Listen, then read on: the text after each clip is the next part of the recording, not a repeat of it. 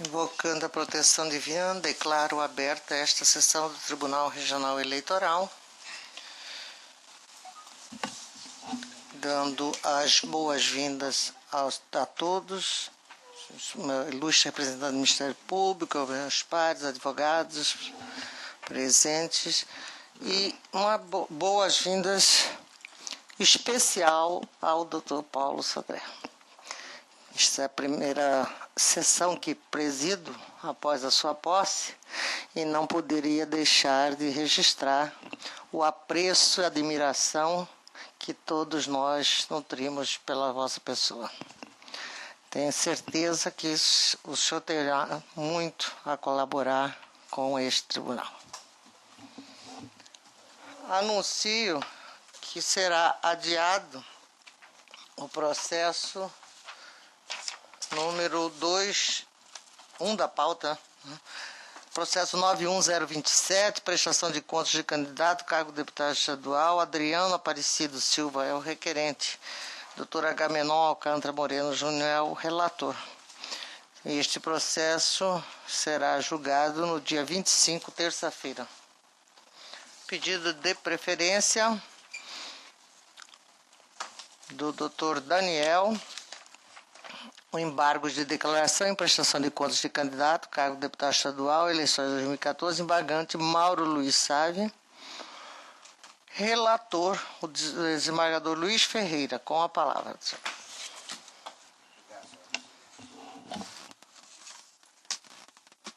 Trata-se de embargo de declaração com pretendido efeito infringente interpostos Mauro Sávio contra o acórdão número 24667, folhas 522 528, prolatado na sessão de 11 de 12 de 2004, que reprovou suas contas de campanha referentes às eleições de 2014.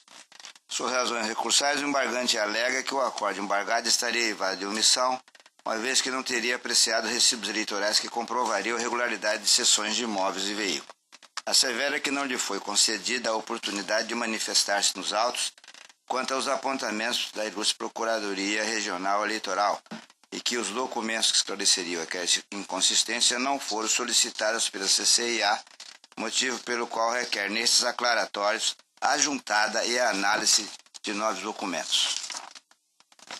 Aduz ainda que, como o acordo teria sido omisso quanto à apreciação do número de imóveis utilizados para abrigar os comitês e escritórios de campanha, o que teria resultado na equivocada configuração de irregularidade quanto à discrepância entre as faturas de consumo de água e energia elétrica juntada aos autos, repisa que a CCIA não requereu os comprovantes de despesas pertinentes àqueles imóveis e requer a juntada destes em sede dos presentes embargos.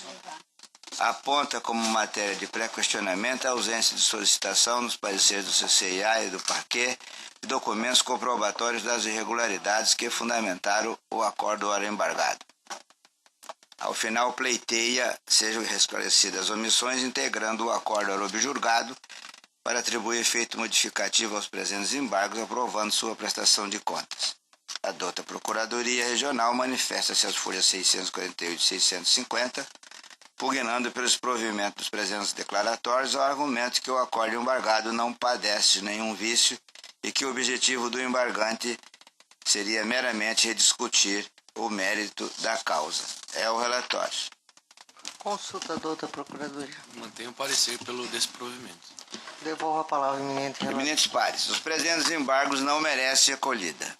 O que busca o ora embargante é a mera rediscussão de matéria já exaustivamente abordada.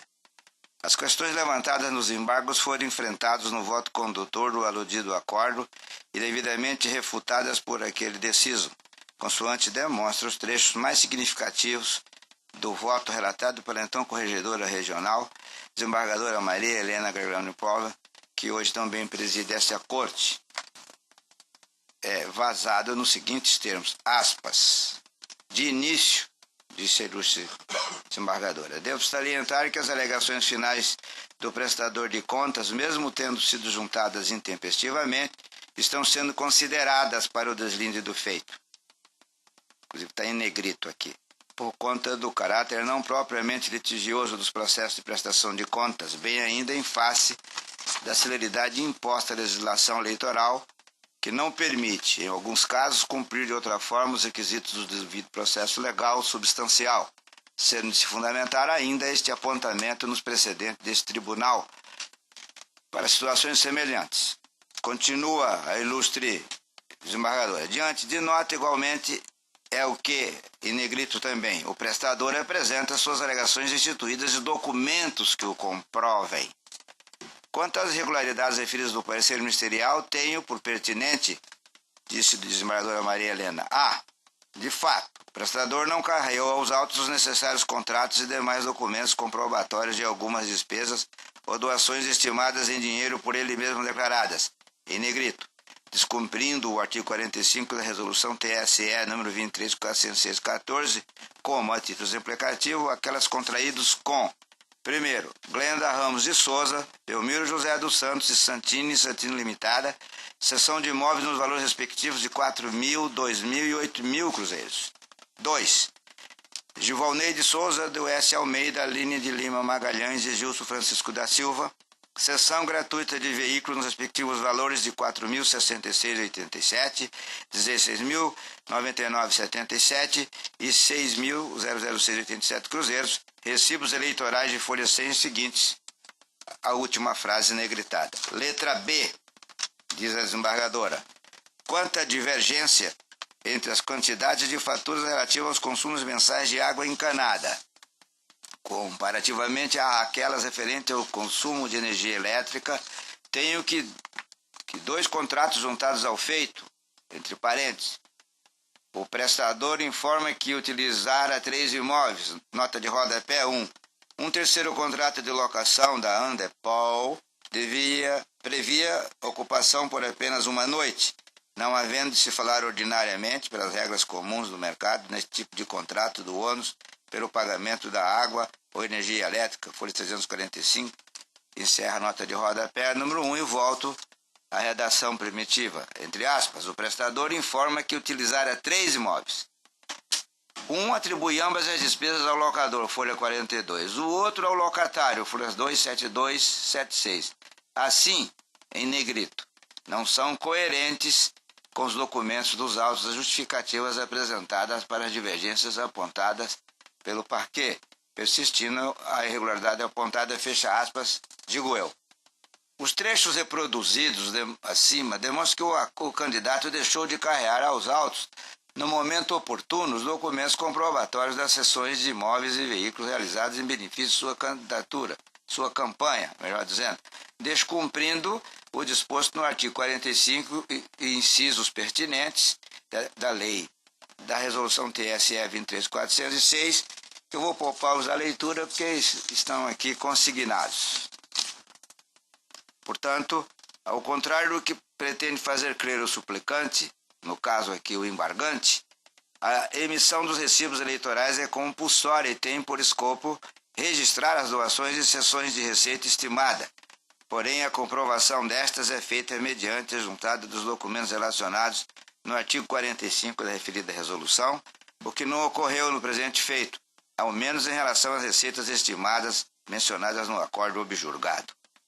Nesse sentido, é imperioso destacar fragmentos da manifestação ofertada pela Procuradoria Eleitoral, a folha 649, diz o ilustre membro do Ministério Público Federal. Aqui não está a dizer que o tribunal que o candidato não apresentou os recibos referentes às despesas contraídas ou às doações estimadas em dinheiro recebida pelo candidato e por ele declarado, e sim que este falhou em trazer aos autos os contratos concernentes às cessões de veículo e de imóveis feitos à sua campanha fechada.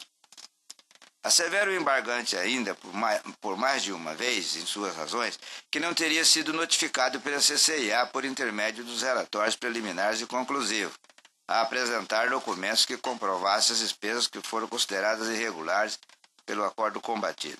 Acrescenta que esta suposta omissão lhe permitiria juntar documentos em sede dos presentes declaratórios, com o intuito de sanar as irregularidades que ensejaram a reprovação de sua contabilidade.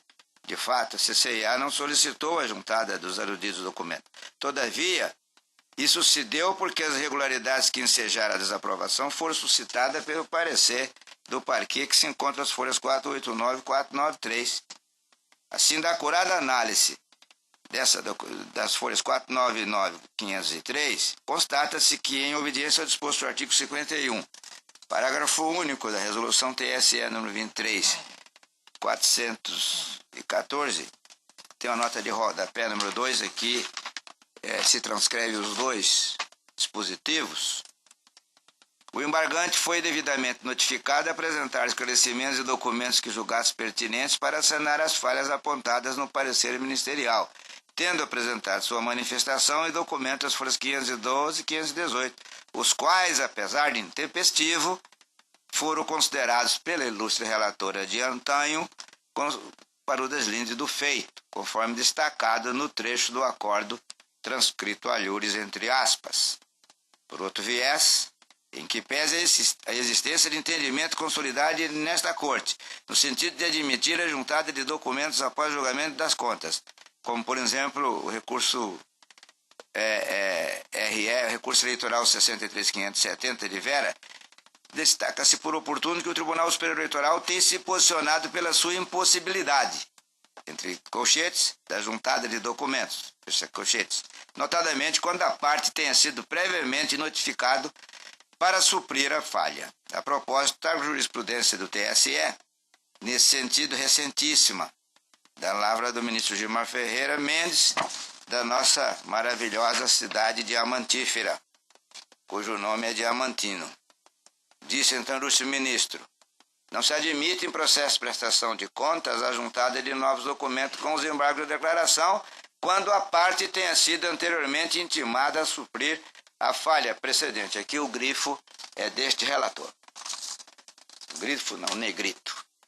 Além disso, ante uma análise perfunctória dos documentos então apresentados nesta fase processual, à guisa apenas de desembaraço intelectivo, conclui-se que, ainda que fossem admitidos, não possui dita documentação o condão de modificar o resultado do julgamento ocorrido. Portanto, como se pode observar, os presentes embargos não apontam, de fato, qualquer omissão ou outro vício que pudesse ensejar sua acolhida, pretendendo, em verdade, como dito anteriormente, apenas a provocação da rediscussão da matéria para alcançar decreto judicial mais favorável. Por outro lado, inexistindo a decisão combatida, qualquer dos vícios que legitimaria o acolhimento da pretensão recursal, rejeita os presentes embargos de declaração, mantendo incólume o Acordo 24.667 desta Corte Eleitoral. Por derradeiro, em correição permanente, considerando o pertinente indicação feita pela Procuradoria Regional no tocante à existência de erro material na ementa do referido julgamento, folha 522, proponho a este colegiado a retificação daquela ementa de forma a torná-la consentânea com o teor do voto condutor do acordo prolatado de forma unânime, o qual desaprovou a contas em exame. Nesse sentido, apresento a Vossas Excelências a seguinte proposta de alteração de ementa. Ementa original, está aqui, e aí vem a ementa proposta que está em negrito. Eleições 2014, prestação de contas de candidato, fiscalização pela Justiça Eleitoral, impossibilidade de exercício, origem e destino de recurso de campanha não demonstrado plenamente, inconsistências remanescentes e gravidade de contas reprovadas. A desaprovação de contas de campanha eleitoral deve incidir quando o prestador oculta ou se omite na informação acerca da origem e da destinação dos recursos, inviabilizando o efetivo e tempestivo exercício de fiscalização por parte da Justiça Eleitoral. É como voto. Como vota a doutora Ana Cristina? Acompanho o relator, excelência. Doutor Lídio Modesto. Acompanho. Doutor Flávio Bertin. O eminente relator, excelência. Doutor Ricardo Almeida. Acompanho o relator, senhor presidente. Doutor Paulo César. Acompanho o relator, senhor presidente. O Tribunal, por unanimidade, rejeitou os embargos de declaração nos termos do voto do doutor relator em consonância com o parecer ministerial. Eu vou deixar de ler, porque está aqui. E é curtíssimo e padrão. Chamo a julgamento, processo número 2 da pauta, 62888, recurso eleitoral prestação de contas de candidato cargo vereador de Vera 22ª Zona Eleitoral, eleições de 2012, recorrente Jonas Andrade. Relator, o doutor Ricardo Almeida, que está com a palavra, o parecer é pelo desprovimento do recurso. Obrigado, senhora presidente. Cuida-se de recurso eleitoral interposto por Jonas Andrade contra a sentença proferida pelo juízo da 22ª Zona Eleitoral, que desaprovou as suas contas de campanha ao cargo de vereador pelo município de Vera, pleito de 2012. Apontadas as irregularidades no relatório preliminar, o candidato foi devidamente intimado por intermédio de seu advogado. Tempestivamente apresentou novos documentos na tentativa de sanar as irregularidades apontadas. O relatório final de exame constatou que as falhas apresentadas na prestação de contas foram parcialmente sanadas, restando as seguintes irregularidades abaixo elencadas. Item A, ausência de assinatura do doador nos recibos eleitoral. Item B, não esclareceu as divergências entre as informações constantes nos demonstrativos e os documentos e extratos bancários juntados aos autos, entre as contas parciais e finais e entre os dados constantes nos extratos bancários e as informações da ficha de qualificação. C, não justificou o valor de R$320, o que consta no demonstrativo de receitas e despesas discriminado como recurso de origem não identificada. Após a aprovação da sentença que desaprovou as presentes contas, o ora recorrente interpôs embargo de declaração com ajuntado de documentos. O juiz ACO não conheceu dos declaratórios por entender ausentes qualquer omissão, contradição ou obscuridade. Conformado, ingressou com o presente recurso por entender cabível a juntada de documentos em sede de embargos, pleiteando ao final a reforma da decisão para que as contas fossem aprovadas, ainda que com ressalvas. A douta Procuradoria Regional Eleitoral manifestou-se pelo desprovimento do recurso, por entender que os vícios encontrados prejudicam a confiabilidade das contas. É o relatório, senhor presidente. Ouça, douta Procuradoria. Não tenho parecer. Mantido, doutor. Verifique-se dos autos que várias foram as irregularidades apontadas pelo juiz ACO como razão para a desaprovação das presentes contas. No entanto, uma em especial teve o condão norteador da sua decisão, qual seja a verificação de que todos os recibos eleitorais juntados se encontram sem assinatura do doador. Ora, os artigos 4º e 33 da Resolução 23376 de 2012 do Tribunal Superior Eleitoral estabelece que toda arrecadação de recursos deve ser realizada mediante recibo eleitoral, cuja existência tem como fim principal permitir à Justiça Eleitoral o efetivo controle da arrecadação e das despesas de recursos de campanha, de modo a resguardar a transparência e a legitimidade das eleições. Senão, vejamos, eu cito aqui o artigo 4º, toda e qualquer arrecadação de recursos para a campanha eleitoral, financeiros ou estimáveis em dinheiro, só poderá ser efetivada mediante a emissão de recibo eleitoral. E cito o artigo 32, que dispõe que o recibo eleitoral deverá ser integralmente preenchido. Prossigo, com efeito, a apresentação do recibo eleitoral sem assinatura do doador, onde não conste nos autos outros meios de comprovação da doação realizada, se equipara, ao meu ver, à ausência do mesmo, estando, pois, inidônea a sua apresentação, constituindo vício insanável.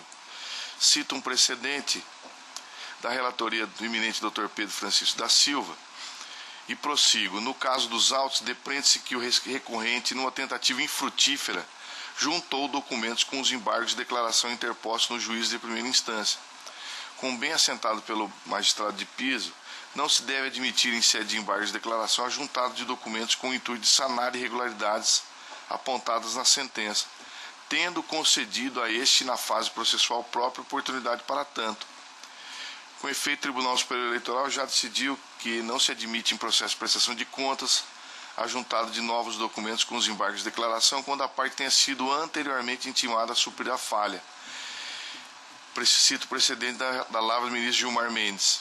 Ante o exposto, conheço do recurso e a ele nego o provimento para manter intacta a decisão proferida pelo juiz da 22ª Zona Eleitoral, que desaprovou as contas de campanha de Jonas Andrade relativas ao pleito de 2012.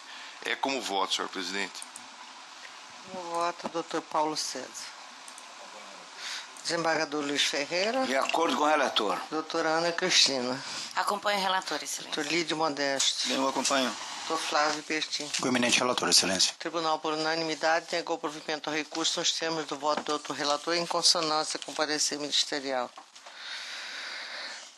Processo 2598, recurso criminal, ação penal, crime eleitoral, propaganda eleitoral, boca de urna, eleições de 2012, quarta zona eleitoral, Poconé, recorrente, Jean da Silva. Recorrido do Ministério Público Eleitoral, parecer pelo desprovimento do recurso, relator desembargador Luiz Ferreira, com a palavra. Trata-se de recurso criminal interposto por Jean da Silva contra a sentença prolatada pelo juiz da quarta zona eleitoral, que julgou procedente a pretensão punitiva constante da denúncia, condenando-o pela prática do popularmente conhecido, entre aspas, crime de boca de urna, previsto no artigo 39, parágrafo 5º, 2 da Lei 9.504 de 97, aplicando-lhe a pena de 6 meses de detenção em regime inicialmente aberto e multa no valor de 5.000 UFIRs. Na decisão encartada as folhas 90 a 93, o magistrado de primeiro grau, embasado em elementos constantes dos autos, reconheceu que o recorrente praticou conduta ilícita consistente na atribuição de, entre aspas, santinhos, no dia das eleições municipais de 2012. Nas razões recursais juntadas às folhas 106 e 108, o recorrente deduz como mérito recursal a nulidade da citação por hora certa, porquanto assegura que não se ocultou da oficiala de justiça encarregada da diligência, pois naquela ocasião encontrava-se nesta capital onde cursa ensino superior e outros estudos suplementares. Nesse passo afirma ainda que a comunicação deveria ter sido efetuada de forma editalícia, haja vista que não foi cientificado pessoalmente para o ato. Ademais, faz menção à lição doutrinária no sentido de que a citação por hora certa somente se materializa com o envio de carta de ciência ao acusado. Nas contrarrazões jungidas das folhas 115 e 122, o Ministério Público Eleitoral rebateu a tese de nulidade da citação, uma vez que entendeu não estar verificado vício ou irregularidade na diligência praticada pela servidora encarregada do ato citatório, que por diversas vezes em dias consecutivos e alternados dirigiu-se até a residência do recorrente, suspeitando-se da sua ocultação. Ao final, pleiteia o improvimento do recurso. Por sua vez, a Procuradoria Regional Eleitoral, no parecer em contradiço às folhas 128 e 131, opinou pelo desprovimento do apelo, ressaltando que não foi evidenciado nos autos nenhum vício que dê ensejo à nulidade da citação, pois conforme certidões que se encontram nas folhas 76 e 102, o recorrente tinha ciência de que estava sendo procurado e mesmo assim criou embaraço para a concretização do ato. É o relatório. Ouça, doutor Procurador. Mantenho o parecer. Senhor presidente, Desembargador. essa matéria é uma matéria nitidamente de direito. Eu vou pedir vênia ao ilustres componentes da Corte para ler a ementa. Ementa. Recurso criminal, ação penal, crime de boca de urna, denúncia oferecida pelo Ministério Público Eleitoral, citação por hora certa, a ausência de envio de carta. Foi a falta da ausência do envio desta missiva que gerou a nulidade, porque a lei é clara. A ausência de envio de carta, telegrama ou radiograma para a ciência do recorrente, requisito obrigatório para aperfeiçoamento do ato. Nulidade do feito a partir da citação recurso provido. Na citação realizada por hora certa, o envio de carta, telegrama ou radiograma para a ciência do recorrente é condição para a consumação do ato e tem por finalidade garantir que ele efetivamente foi cientificado acerca dos procedimentos praticados, sendo certo que sua ausência, entre parênteses, da carta, do telegrama ou radiograma, fecha parênteses, torna o ato citatório irregular e inválido. O descumprimento dessa formalidade revela flagrante violação aos princípios constitucionais do contraditório e ampla defesa, impondo, por conseguinte, a declaração de nulidade do feito a partir da citação, recurso provido. E aqui eu me lovei em jurisprudência do TSE, da ministra Nancy Andrighi, né? Dentro da mesma linha. Remessa pelo escrivão de carta, telegrama ou radiograma, dando ciência ao réu da intimação feita por hora certa, é requisito obrigatório desta modalidade de citação e sua inobservância gera nulidade. Então eu estou em dissonância Provendo, né? em dissonância com o parecer, provendo aqui, vamos agora à parte dispositiva do voto.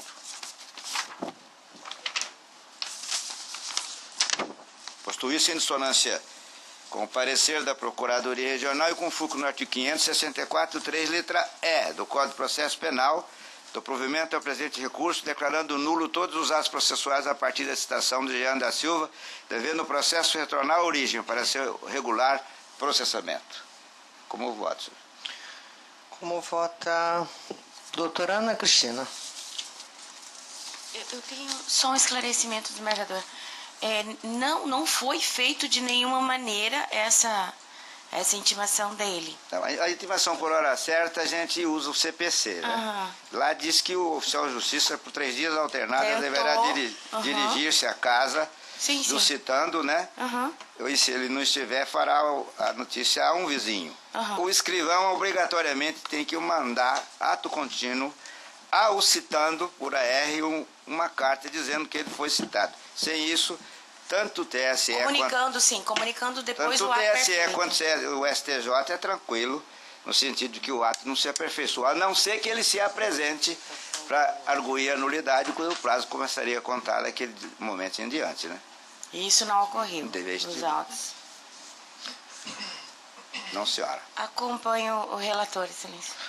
Doutor Lídio Modesto. A citação com hora certa trata-se de ato complexo, né, para que se aperfeiçoe, né? E no caso esposado pelo eminente relator, o oficial de justiça até que andou bem, mas não concluiu a contento, né? E como o ato vem expressamente dito como é que deve ser feito pelo Código, não há possibilidade, no caso concreto, de a aplicação do princípio do formalismo moderado, de maneira que, se ele não completou-se de toda a forma que é estabelecida no Código, ele deve ser declarado nulo, de modo que eu não tenho dúvida em acompanhar o eminente relator. Doutor Flávio Berti. Eu vou acompanhar também, excelência, até porque eu entendo que a parte não pode ser penalizada por um ato falho ocorrido no corpo do processo. Acompanho o eminente relator. Doutor Ricardo Almeida. Acompanho o eminente relator, senhor presidente. Doutor Paulo Sérgio. Senhor presidente, só uma ponderação, com adendo das ponderações do doutor Lídio, né? A citação por hora certa é um ato complexo, como bem ressaltou o relator. Ao que eu vejo, ele não se insurge contra a citação por hora certa, mas contra a insuficiência das modalidades precedentes, dos atos precedentes ali.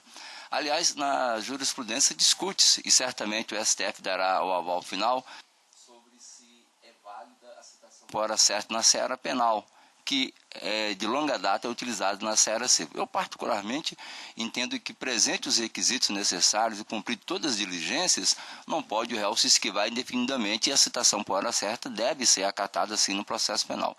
Mas, nesse caso, com os esclarecimentos bem percussientes do relator, ficou claro que faltou a formalidade essencial. Portanto, nesse sentido, acompanho o relator. Sim, complementar. A do oficial até que foi bem, faltou a do escrivão. Entendi. Proclamo o resultado. O tribunal, por unanimidade, deu provimento ao recurso, declarando nulos todos os atos processuais praticados a partir da citação, inclusive nos termos do voto do outro relator, em dissonância com o parecer ministerial.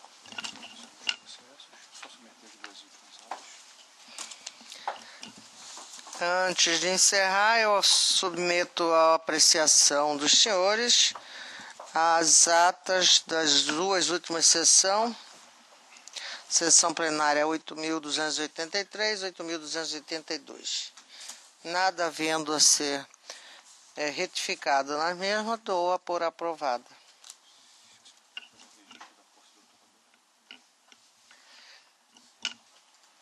Também gostaria de deixar aqui registrado a posse do Dr. Roberto Luiz Demo, que muito nos honra e estará conosco nas ausências do nosso querido Dr. Paulo Sodré.